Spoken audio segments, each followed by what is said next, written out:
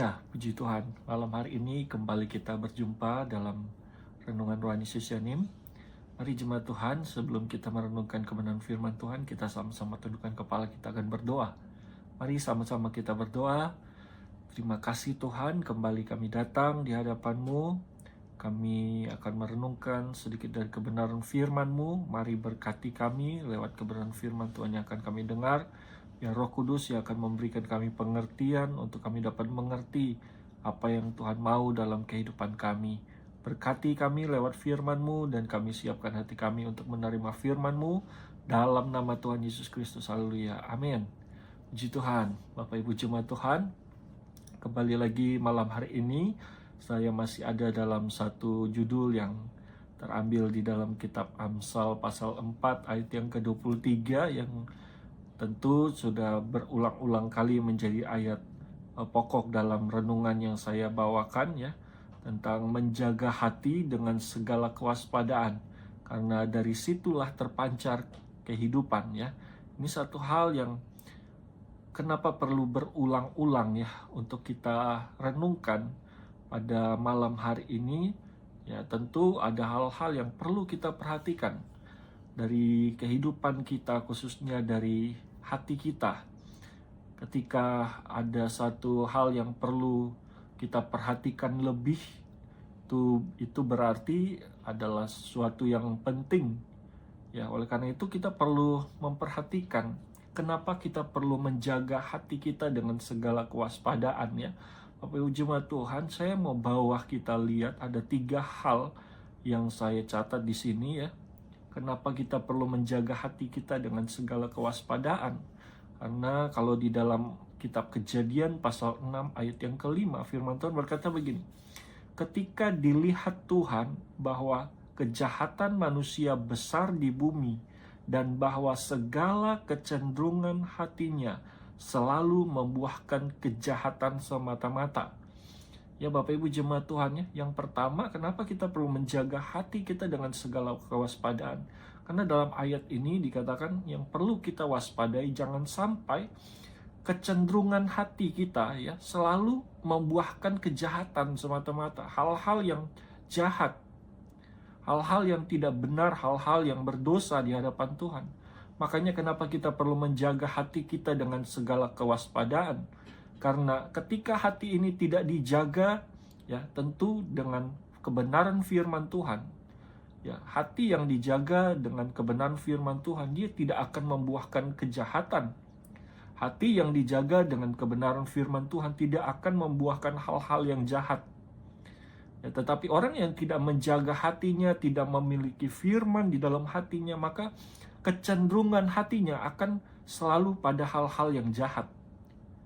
Oleh karena itu betapa pentingnya kita menjaga hati kita. Tentu menjaga hati dengan kebenaran firman yang tertanam dalam hati kita. Hal yang kedua, di dalam Matius pasal yang ke-12 ayat 34, ini satu teguran Tuhan yang begitu keras ya. Matius 12 ayat 34 dikatakan, "Hai kamu keturunan ular beludak, bagaimanakah kamu dapat mengucapkan hal-hal yang baik sedangkan kamu sendiri jahat? Karena yang diucapkan mulut meluap dari hati. Orang yang baik mengeluarkan hal-hal yang baik dari perbendaharaannya yang baik, dan orang yang jahat mengeluarkan hal-hal yang jahat dari perbendaharaannya yang jahat." Kalau yang pertama tadi, kecenderungan hati manusia itu selalu pada hal-hal yang jahat. Maka yang bagian kedua ini Bapak Ibu jemaat Tuhan ya, orang yang tidak menjaga hatinya dengan segala kewaspadaan, ya dari hatinya ya tersimpan hal-hal yang jahat yang akan meluap keluar lewat perkataan. Jadi perkataan yang diucapkan adalah perkataan-perkataan yang jahat, perkataan-perkataan yang menyakitkan orang lain. Yang mungkin tanpa kita sadari, kita berpikir kita berkata-kata hanya biasa saja. Tetapi apa yang keluar dari hati yang jahat, itu adalah perkataan yang jahat. Oleh karena itu kita perlu menjaga hati kita, supaya hati kita bukan mengeluarkan hal-hal yang jahat, tetapi mengeluarkan perkataan-perkataan baik, perkataan-perkataan yang memberkati. Bukan perkataan-perkataan yang menyakiti atau perkataan-perkataan yang mengutuk atau hal-hal yang jahat yang lain. Oleh karena itu kita perlu menjaga hati kita dengan segala kewaspadaan ya. Dan bagian yang ketiga dikatakan dalam Matius 13 ya, ayat yang ke-15. Matius 13 ayat 15 dikatakan begini, sebab hati bangsa ini telah menebal dan telinganya berat mendengar dan matanya melekat tertutup, supaya jangan mereka melihat dengan matanya dan mendengar dengan telinganya dan mengerti dengan hatinya, lalu berbalik sehingga aku menyembuhkan mereka. Ya, kenapa kita perlu menjaga hati kita dengan segala kewaspadaan, Bapak Ibu jemaat Tuhan?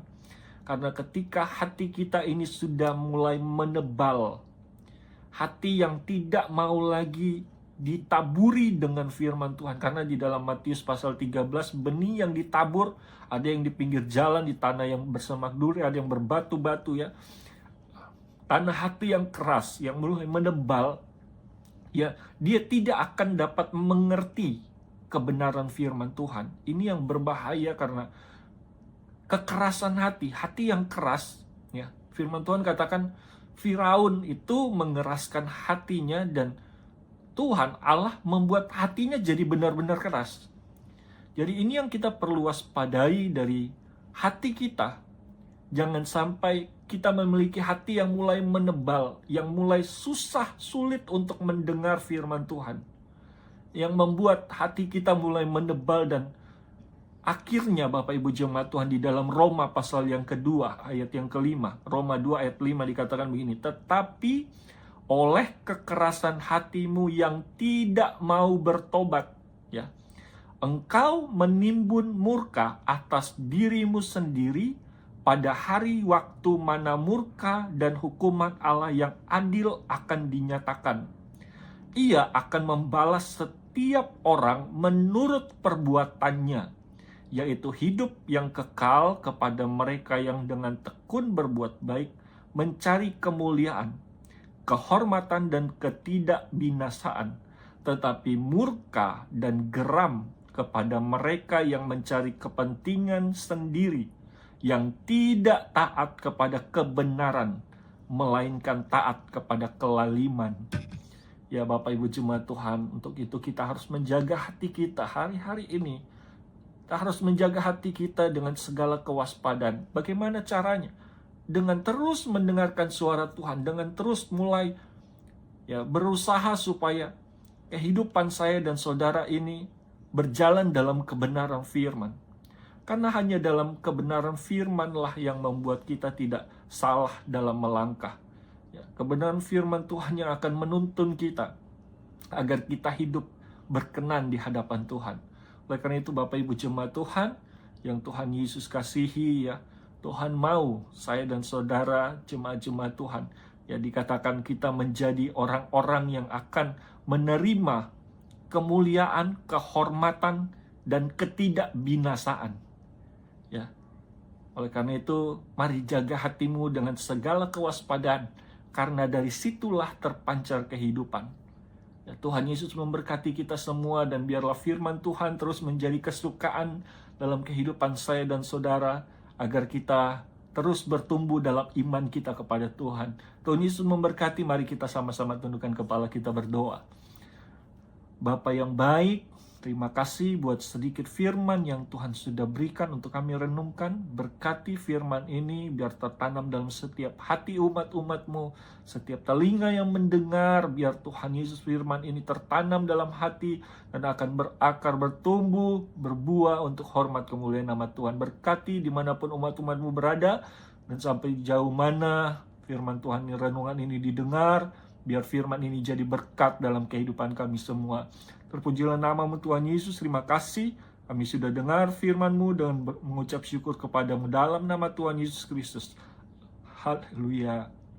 Amin. Puji Tuhan. Tuhan Yesus memberkati.